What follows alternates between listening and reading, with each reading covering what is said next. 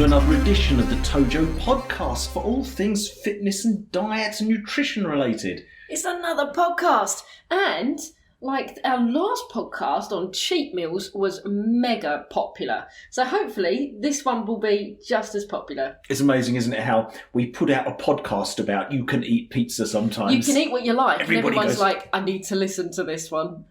So today what we're going to do is we're going to talk about some questions which people have sent in or which we're commonly asked. Yeah. And we said when we started this that we were going to do this as a regular basis. Just go for your questions. And you can always ask questions. You can drop them just on the bottom of the as a comment on here, or you can email or let us know the question. We'll try and answer them for you. So do let us know if you've got some burning question that we might be able to answer you. And the first question we have here is a question: how do I time protein intake? Yeah. So it's one of them ones where you feel like you're repeating yourself a lot, but once you get into the habit of protein intake, it becomes like a no-brainer. So if you listen back to our previous podcast on protein, you know when you wake up in the morning, you have a nitrogen deficit, which means that your body has gone for how many hours that you've slept, you haven't had a protein intake. Yeah. Now, as soon as you wake up in the morning, you're in a protein deficit. That means you do need to make sure that you get some protein down your neck as soon as you wake up. Because if you don't, your body will use protein. And if it can't get it from food, the best source of protein, if you don't give it food, is muscles, and it will start eating your muscles. Yeah. So you never want to be in a protein deficit. It's always a problem. So just to give you an example of when you wake up in the morning, you think, oh, have I really got to put a protein shake down my neck? Some people actually have their protein shake for breakfast. Yeah. And that's pretty okay. I put a scoop of protein into my porridge. Yeah, that's a great choice. And I mix it in, and it's a lovely strawberry jam, roly-poly porridge. I've had the same for I don't know how long now. So what we want to be doing as well is that a nitrogen deficit can happen if you've got a fast metabolism as fast as 2.5-3 hours. Yeah. So after you've had that protein, it's digested. If your body needs more protein, if it can't find it, it will start tearing down your muscles again. And that's exactly the opposite of what we're after. And so we want to be timing protein intake so that we're never really more than 3 hours away from a protein hit. Yeah. So that might be breakfast, mid-morning, lunch, mid-afternoon, evening, and just before you go to bed. And here are some of the things that you can fill those protein gaps with. So when we're looking at snack time, so we've just said breakfast, mid-morning. Mid-morning, have a protein shake. Yeah.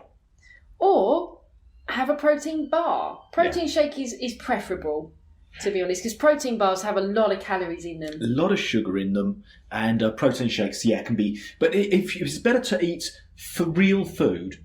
The more genuine, unprocessed the food is. Now, protein shakes have been processed quite a bit, but it's still an essentially natural substance whey, and it's pretty good for you. Yeah. So that's an option.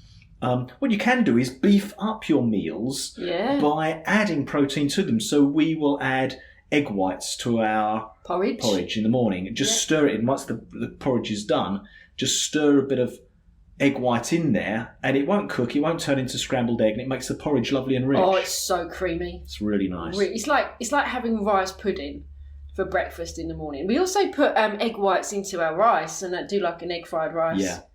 So there's lots of things you can do there, and we've done a whole podcasts on this.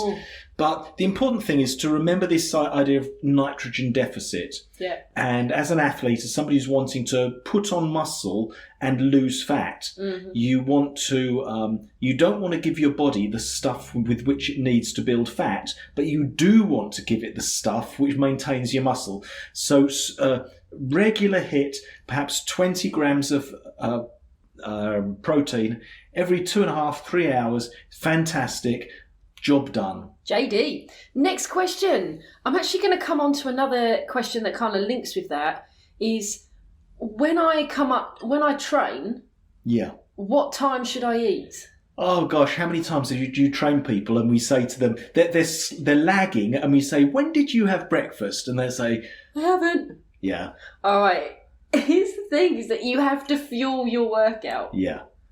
Now, there are times when we might do fasted cardio or something like that.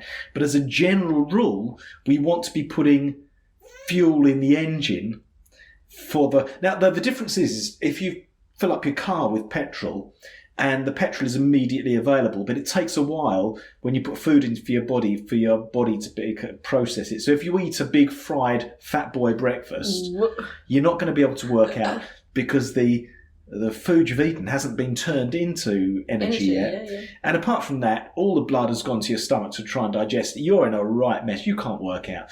So you need the right amount and at a distance of, what would you say, about an hour? Hour and a half. Hour and a half, I would say, before.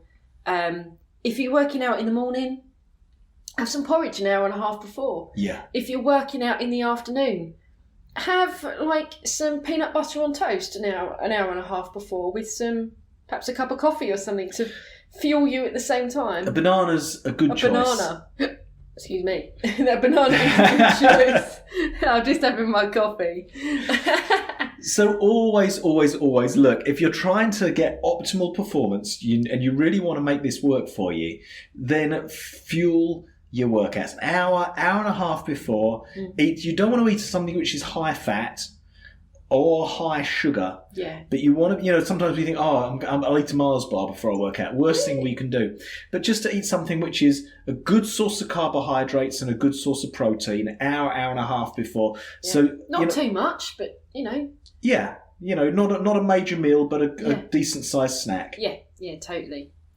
Question 3, what have we got? So, how many times a week should I train? That's a bit like saying how long's a piece of string, isn't it? How often do you train?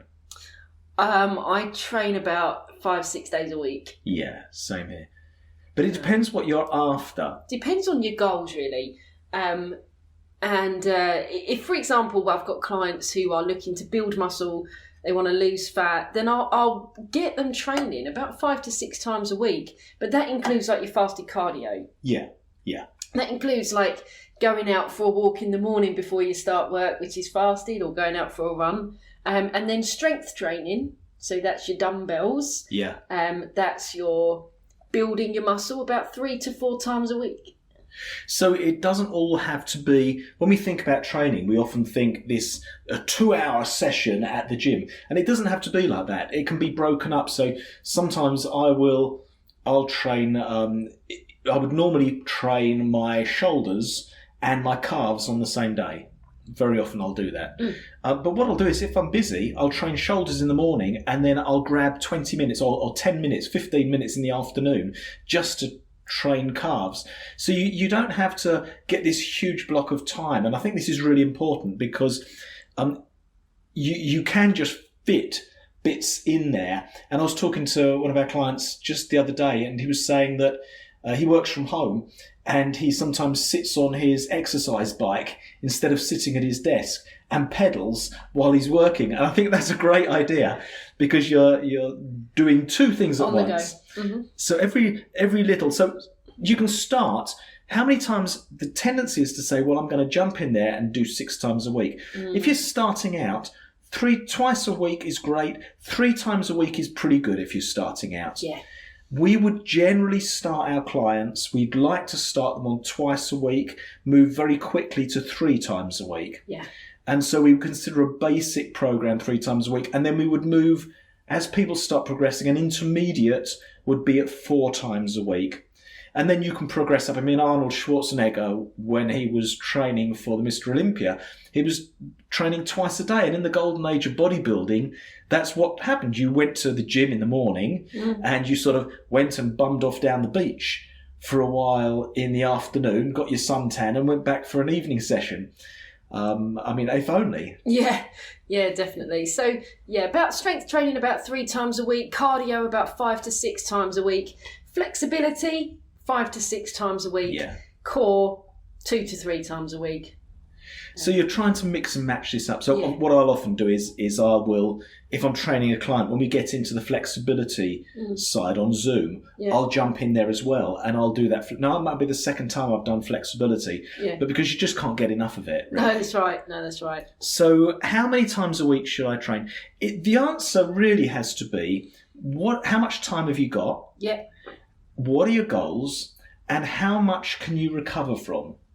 And this is an important thing. So we never want to be training a muscle which is already destroyed. So if you've done bench presses until your pecs are just absolutely destroyed, there's no point in doing them the next day. They haven't recovered. So a general principle is you wouldn't directly train a muscle group if it's still sore from a previous workout. So if your pecs are sore from doing bench pressing, you're not going to do bench pressing the next day. Now, you might do shoulder press, or you might do some other exercise which uses those muscles, but we're not going to be targeting the same muscles until they've recovered. Yeah. So if you're like, I really want to build biceps, or I really want to build triceps or legs, so I'm going to train them 4 to 5 times a week, that's going to have a detrimental effect on your muscle, because the muscle grows also by resting. Yeah. Absolutely. So this all ties in. How many times a week should I train? It has a lot to do with what are your goals and if you're being programmed by us as well, we'll just make sure that you're doing the right things on the right day. Yeah. So, yes. Next question. Next question. Here's one which I'm asked a lot. Can muscle turn into fat? And this is often a question which is put out when people see bodybuilders, old bodybuilders, and they're a shadow of their former self, and they're fat. And people say, well, I don't want to build a load of muscle because otherwise it will turn into, if I stop training, it will turn into fat. Now, here's the thing. It's impossible for muscle to turn into fat. It cannot happen. They are two separate things. And equally, fat cannot turn into muscle. It simply can't happen. It's impossible. So what has to happen is that muscle, for instance, the bodybuilder they've seen, is they've trained really intensely for many, many years and have been eating a huge amount of calories to fuel that training. They stop training, but they carry on eating the calories. They're going to build a lot of fat instead of a lot of muscle because they're in a caloric surplus. They're eating too much for their dietary needs. So muscle can't turn into fat. So never worry about muscle turning into fat, and if you stop working out it's going to become, no, it's not going to go, it will just disappear over a period of time. And if you carry on eating a caloric surplus, you will build fat naturally on top of that. And I think girls get really hung up about this very often as well, about the whole thing about I don't want to be muscly. If only it was that easy. Unless you're on like a lot of medication, that's not going to happen. No. There's certain super supplements, shall we call them, which will help with that. But for most people, it's just not. Most girls, it's not going to happen. No, that's it. So another question: do you and Tom ever lose motivation? Well, actually, I'm losing the will to live right now because we've got somebody banging in next door. Oh, wow, yes. So if you can hear a tap, tap, tap, tap, tap, tap, it always happens whenever we come to this point. Yes, it does. A recording. It was the fire alarm a couple of weeks ago. We actually had to evacuate the building, but... That's the whole point of living in a flat, isn't it? But there we go. So do we ever lose motivation? For me, honestly, I can honestly say yes. Right. I lose motivation. I don't lose motivation on individual days, but I might have a month where I've lost more motivation. But generally speaking, I'm pretty consistent. Yeah. So I think I get to the stage where if I've lost motivation, I know I have, but I don't stop working out. I go into auto drive and, for example, we're working out at home at the moment. We're in the middle of a lockdown. We're not at the gym where other people would motivate you or the environment and the music motivates you. So I actually just put on a movie. And turn my brain off and just do what I need to do. Sometimes it can be really boring working out, and sometimes that's really helpful. So I'll sometimes put on I'll do the same thing. I'll put on my iPad and I'll put on a documentary or something just to it'll be something which is motivational. You know, I won't put on a documentary about the life cycle of a daffodil or something. I want to watch something which is going to make me want to work out. Yeah. But it takes your mind out of it. Otherwise, it can be a little bit boring. But I was watching you the other day, and actually, I'll tell the story. Is Joe was doing leg day, and you weren't motivated. Now, you still did the workout, and you started the workout. I was watching you, and I said, "Do you want me to train you today, hun?" And because it just wasn't happening. It was sort of There was some rubber band work going on and some bits and pieces, and there wasn't a lot of sweat going on. No. And I just thought, "Do you need that?" And she said, "Yes, please. I'm just not motivated for this." And that was, when did we do that? Saturday. How are your legs and bum today? I still can't sit on the loo or walk. So there's the difference between a well-motivated workout and one where you can't. And it's also noticing that and allowing someone to come alongside you and say, "Would you like me to help you?" And you're like, "Yes, please." One of my clients said to me the other day in the park, they said, "How do you motivate yourself? Because I could never motivate myself to the level that you push me." And that's true. It's very much easier to motivate yourself if you've got somebody you're accountable to, and somebody who you allow. You've got to give them permission. You know, we will be if you're one of our clients, we'll be quite gentle with you. But there are clients we have who would say to us, "I want you to really get on my case." Yeah. You know, there's some clients and they want to hear, as they're lifting weights, "Come on, you're doing really well. That's great. Come on, sweetheart. Wonderful." And there's others who want you to get their face in their face and say, "Come on, you animal." And you've just got to know.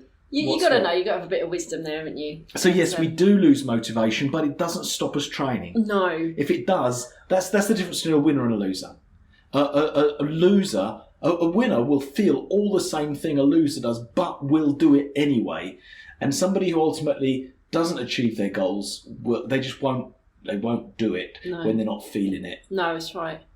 Next question, which is actually quite a common one, especially for ladies. I've started working out. Why aren't I losing fat? Oh, you know, that's why aren't I've started working out, but it's just not happening.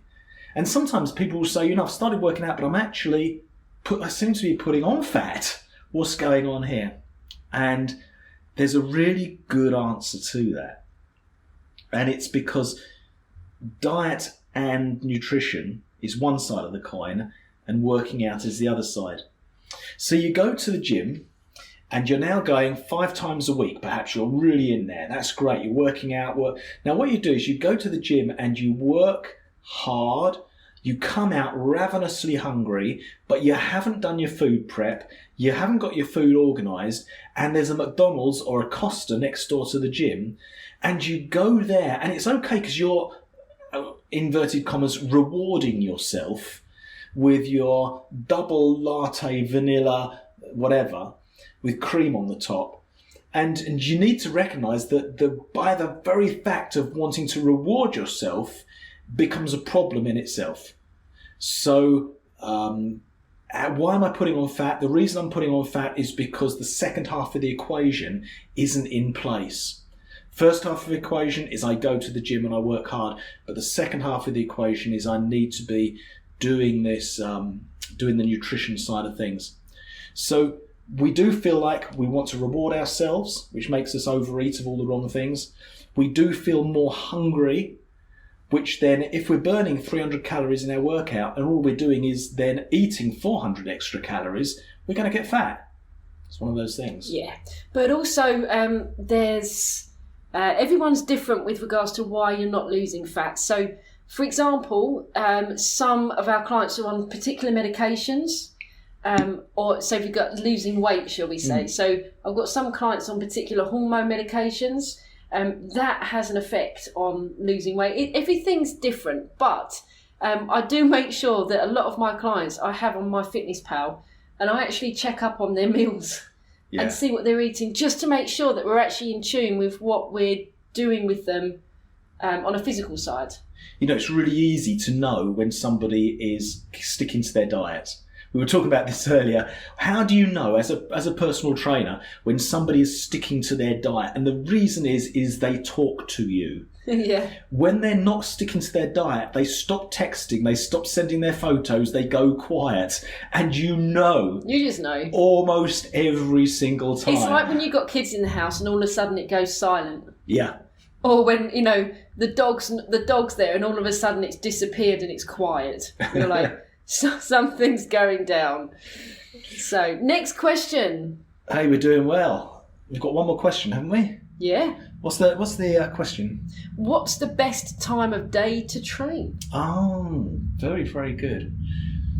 Well, some people are going to say early in the morning. What's your favourite time? It depends. I was going to say it depends on the individual. I prefer earlier in the morning because then I feel I've got more energy in the day. Yeah.